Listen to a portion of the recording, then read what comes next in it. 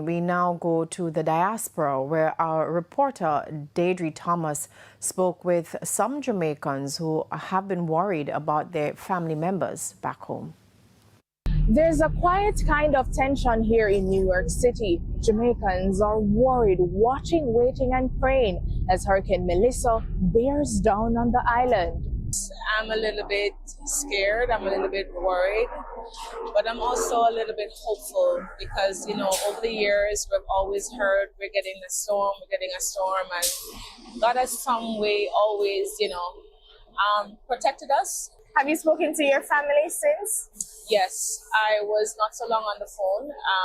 Thankfully, they still have electricity and still have mobile services. So yes. We as Jamaican, we always survive. We always, overcome any adversity. So yeah. We have been receiving a few calls here at the consulate from persons who are, trying to find out what it is that is going on. Maybe they're not able to reach their relatives.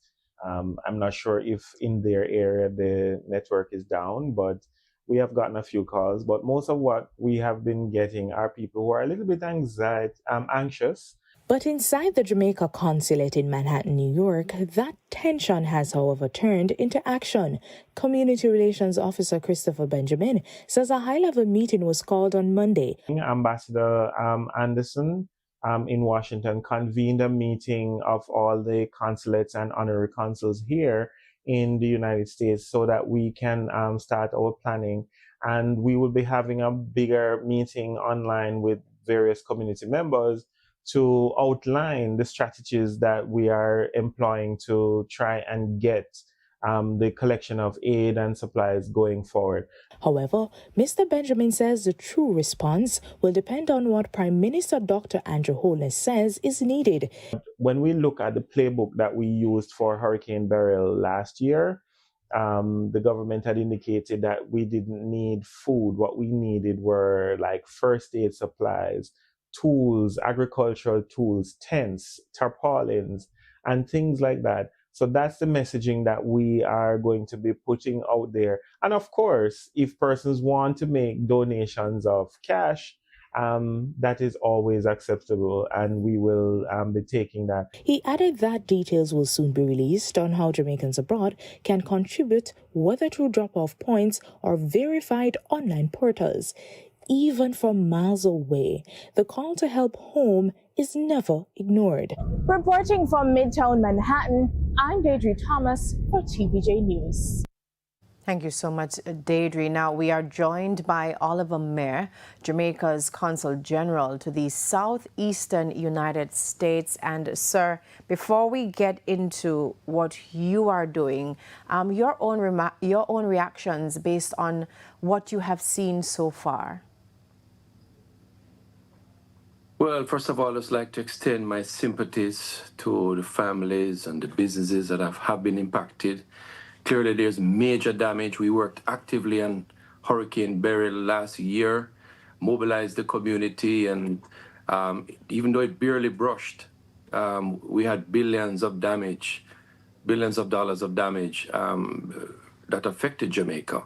And so we know now as a Category 5 with winds over 185 miles an hour, and based on the pictures we're seeing, we know there's a lot of work to be done, and we stand ready to support the efforts to provide recovery for Jamaica.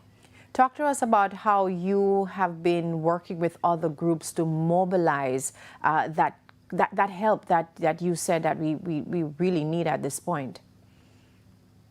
All right, from Melissa became a developing system. Members of the community started to volunteer, as we did in Hurricane Beryl, and we worked with organizations such as Food for the Poor and the other organization, Global Empowerment Mission, just helping them to pack containers, relief kits, just being on alert for the impending system. And so we have also been identified a number of drop-off points in a number of cities, highly populated cities with Jamaicans. Miramar, Lauderdale, Lauderdale Lakes, Miami-Dade.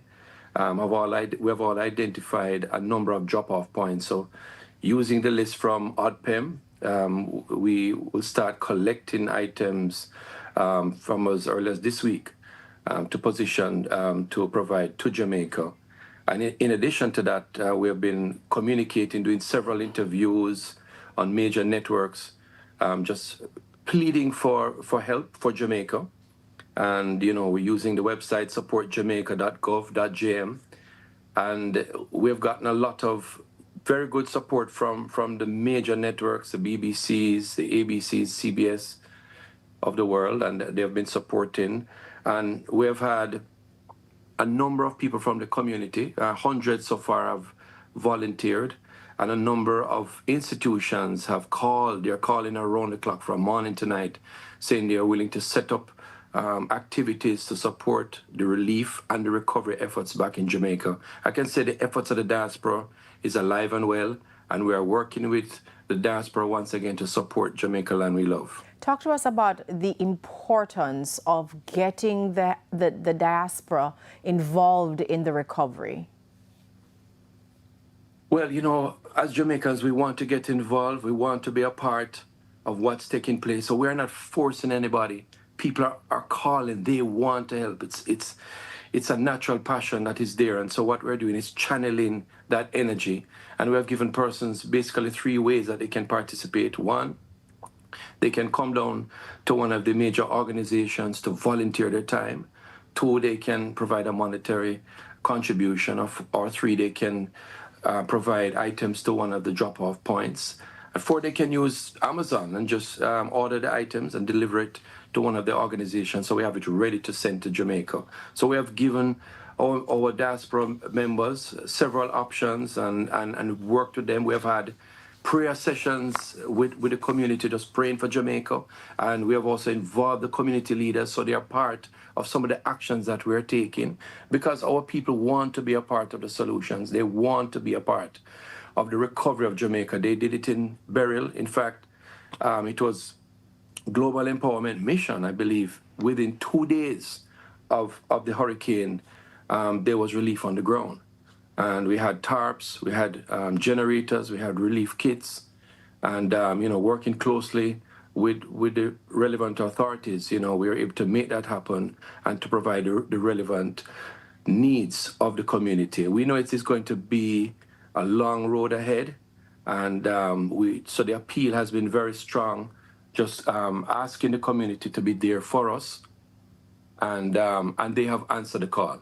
So I suppose now it's just a matter of waiting for the airports rather to open and to just coordinate all the efforts, because as you would have mentioned, you have several sites that you have now opened where you will be taking in these donations.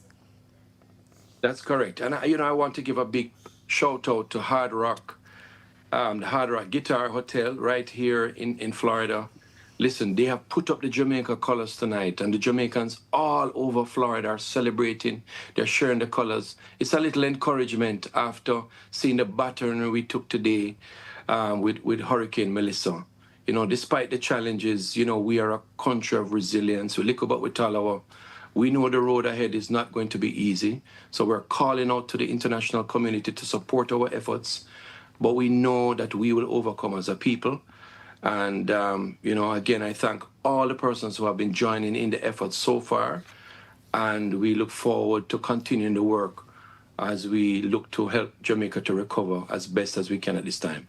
Thank you so much, Mr. Mayor, for that. And of course, we will be following up on those relief efforts being spearheaded by the diaspora. Now, it's time for us to... Oh, wait.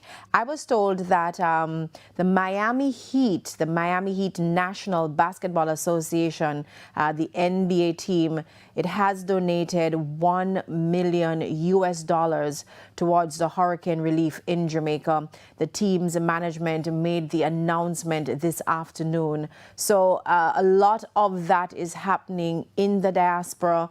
We have been getting the help, and no doubt it will reach those who are most needed.